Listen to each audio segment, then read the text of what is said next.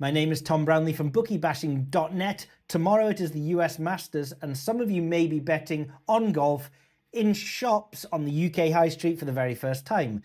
And so I thought I'd do a quick video of a couple of tips and hints for what to prepare for, because if you had been betting online, you may have noticed that the marketing department suggests to a bookmaker, why don't we go extra places in this tournament? And then the trading department go, we'll restrict anyone taking advantage of the extra places. That's the genius of 2025 soft online bookmakers, and it might push you into shops. Now, we've been betting in shops for a long time. I have a couple of tips and tricks that I might take for granted, and so I thought I'd share with you. The first thing is, it's really dumb, it's really stupid, and I can't believe if shops were a thing from day one, this is how they would do it. But you can get two sets of odds and places and terms in the shops that are completely different from each other. One of them is on the SSBTs and the machines. The other one is what's known as coupon prices or over-the-counter prices. That's the same thing, that second category. The SSBTs, depending on the shop, are managed sort of away from the bookmaker. Certainly this is true for Coral, Ladbrokes. They outsource this to a Scandinavian company who come up with their own odds. William Hill do manage it in-house, and you can often get similar prices to that, what you can get online, all the Your Odds and things like that. Let's not focus on SSBTs. You tend to get worse prices on them. There is worse value on the SSBTs. So if you're going to walk in, forget about the machine for golf betting, okay? For the derivative markets, the secondary markets, things like hole-in-one on a par 6 in Ladbrokes shops, they can be good, but not the outright each way, just standard prices. We want to be looking at over-the-counter or coupon prices. Why coupon prices? Why over the counter? Well, it's because you place the bet over the counter. You can use a coupon. There's not always a coupon. For the US Masters, there should be.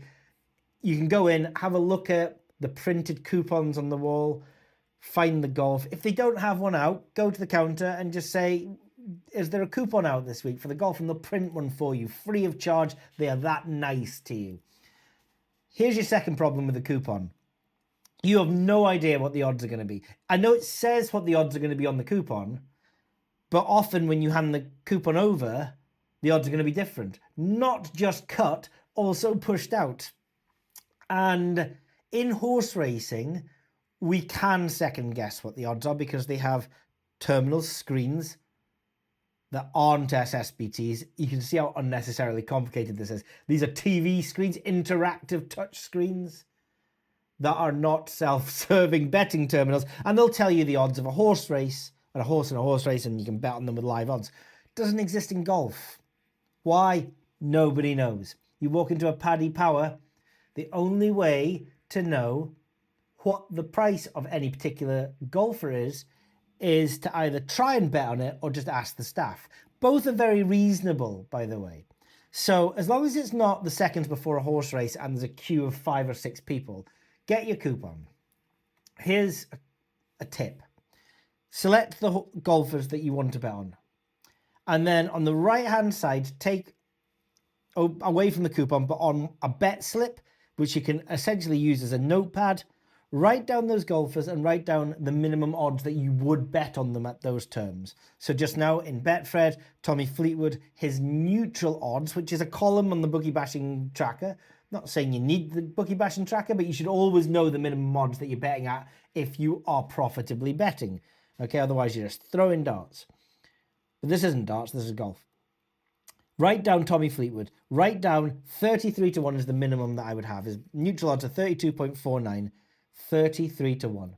Okay, if he's cut to 30 to 1, I'm not going to have him. If he's 40 to 1, I am going to have him. Do that for all your golfers and go to the counter. One of two options. Hand the coupon over and ask if any have been cut. And generally they will tell you. They'll tell you actually, sometimes, a few have been cut and a few have been pushed out. Now you play a bit of a meta game. Some have been cut, some have been pushed out. I would have taken all the original prices, just perhaps those two things balance each other out and I can walk away with the bet slip.